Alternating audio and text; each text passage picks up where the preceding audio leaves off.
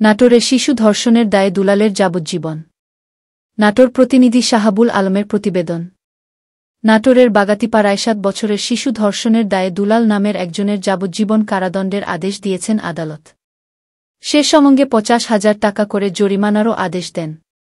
নাটোর নারী ও শিশু নির্যাতন দমন ট্রাইব্যুনাল আদালতের বিচারক, জেলা ও দায়রা জজ মুহাম্মদ আব্দুর রহিম আসামির উপস্থিতিতে এ রায় ঘোষণা করেন। দণ্ডপ্রাপ্ত দুলাল বাগাতিপাড়া উপজেলার চাইপাড়া এলাকার মোস্তাকিন এর ছেলে। মামলা সূত্রে জানা যায়, ১১ সালের ২ জুলাই ভিকটিম শিশুটিকে পেয়ারা দেয়ার কথা বলে নিজ বাড়িতে ডেকে নিয়ে গিয়ে ধর্ষণ করে। এ ঘটনায় শিশুটি গুরুতর অসুস্থ হয়ে পড়ে। পরে শিশুটি তার বাবা মাকে ঘটনাটি জানালে চিকিৎসার জন্য তাকে রাজশাহী মেডিকেল কলেজ হাসপাতালে ভর্তি করে। এ ঘটনায় পরের দিন ভিকটিমের দাদা আব্দুল আজিজ বাদী হয়ে বাগাতিপাড়া থানায় দুলালকে আসামি করে নারী ও শিশু নির্যাতন দমন আইনে একটি মামলা রুজু করেন। মামলা রুজু হলে দুলালকে গ্রেফতার করে আদালতে প্রেরণ করে পুলিশ।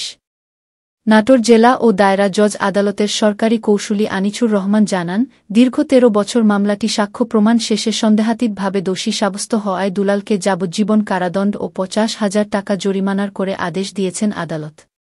জরিমানার অর্থ ভিকটিম পাবেন বলে আদেশে উল্লেখ করা হয়।